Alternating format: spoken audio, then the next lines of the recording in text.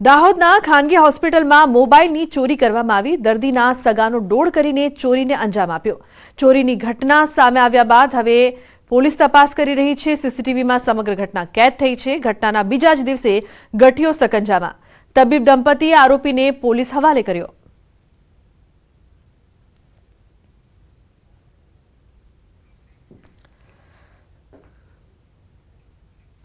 तो जूनागढ़ में तस्करों तरखाट जोवा मळ्यो। खोडियार माताजीना मंदिर में चोरी थई। चांदीना 76 सोनाना टीका सहितनी वस्तुओनी चोरी थई। चोरीनी घटना सीसीटीवी में कैद थई। मोटी खोडियार गामे खोडियार माताजीना मंदिर में चोरी थई। मेंदरडा पोलीस स्टेशन में अजाण्या ईसमो सामे फरियाद। भर बपोरे चोरीने अंजाम आपवामां आव्यो।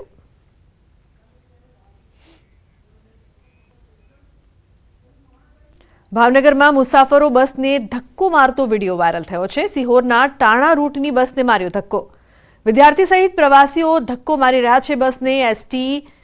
बस ने धक्को मारी रह्या छे। एसटी अमारी सलामत सवारीना पोकळ दावा जोवा मळ्या। एसटी बस बंद थता मुसाफरोने मुश्केली पड़ी। बस बंद पड़ता ट्राफिक जाम पण सर्जायो।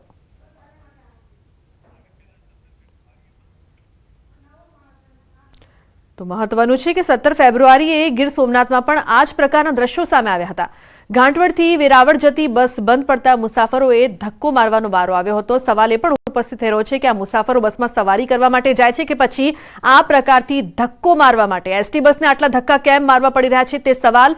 एसटी विभाग सलामत सवारीना पोकळ दावानी साथे मुसाफरोने केटली हालाकी थई रही छे आ दृश्यो तंत्रए जोवा जोईए अने शीख लेवी जोईए के शुं मुसाफरो એટલા માટે ટિકિટ ખરીદીને જાય છે કે આ પ્રકારથી ધક્કા મારીને પહોંચે।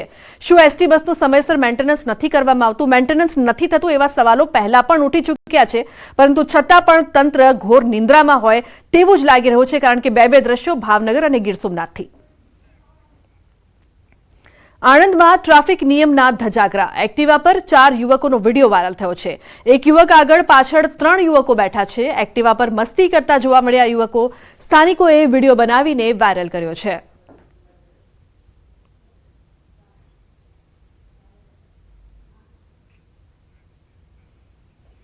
મહીસાગરમાં હવામાં ફાયરિંગનો વિડીયો વાયરલ થયો। રીલ બનાવવાના ચક્કરમાં હવામાં ફાયરિંગ કર્યું।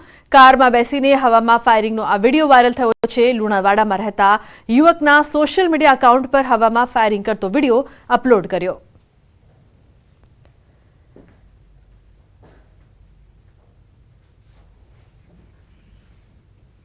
બનાસકાંઠાના પાલનપુરમાં માર્કેટ યાર્ડની દુકાનોમાં લાગેલી આગ 80% કાબૂમાં આવી ગઈ છે। 8 દુકાનોમાં લાગેલી આગને ફાયર બ્રિગેડની મદદથી 80% બુઝાવી દેવાઈ। 10 જેટલા ફાયર ફાઇટર્સે ભારે જહેમત બાદ આગ કાબૂમાં કરી। 80% આગ પર કાબૂ મેળવાયો છે। હાલ કોઈ જાનહાનિ નથી થઈ। દુકાનોમાં રાખેલ મોટાભાગનો અનાજનો જથ્થો આગની ઝપેટમાં આવી ગયો।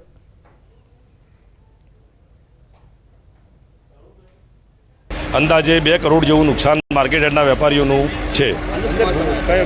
અંદર બારદાન મોટા પાયે બારદાન પડેલા છે, એરંડા પડેલા છે, રાયડો પડેલો છે, એવું વેપારીઓનો માલ પડેલો છે। ફાયર ફાઇટરની ટીમ જે છે આગ ઉપર અત્યારે કાબુ આવી ગયું છે। આગ સ્પ્રેડ નથી થઈ રહ્યું, પણ જે રાયડા અને જે કોથળીઓ છે એના કારણે આગ જે છે એને કોન્સ્ટન્ટ ફ્યુલ મળી રહ્યું છે, જેના કારણે ફ્લેમ્સ બુઝવામાં થોડી વાર લાગી રહી છે। પણ મહત્વનો વિષય એટલું છે કે કોઈ જાનહાનિ નથી અને આગ અત્યારે કોઈ જગ્યાએ સ્પ્રેડ નથી થઈ રહ્યું। આણંદના સોજિત્રામાં દબાણ હટાવ કામગીરી। સોજિત્રા ચોકડી પર દબાણ હટાવવાની કામગીરી। ટ્રાફિકથી ધમધમતી સોજિત્રા ચોકડી પર દબાણ હટાવ કામગીરી હાથ ધરાઈ। સોજિત્રા મામલતદાર તંત્ર દ્વારા દબાણ હટાવવાની કામગીરી હાથ ધરાઈ છે। આગામી દિવસોમાં 40 મીટર સોજિત્રા ચોકડીના માર્ગ પહોળા કરવાની યોજના સંદર્ભે ગેરકાયદેસર દબાણો દૂર કરાયા છે। મોટી ચોકડી વિસ્તારમાં દબાણ હટાવવાની કામગીરી હાથ ધરાઈ હતી। 3 થી 4 પાકા કોમ્પ્લેક્સ તોડવાની કામગીરી હાથ ધરાઈ। અધિકારીઓની ઉપસ્થિતિમાં ચુસ્ત બંદોબસ્ત વચ્ચે આ કામગીરી કરવામાં આવી। ચોકડીની ચારે બાજુ દબાણ હટાવવાની કામગીરી શરૂ કરવામાં આવી।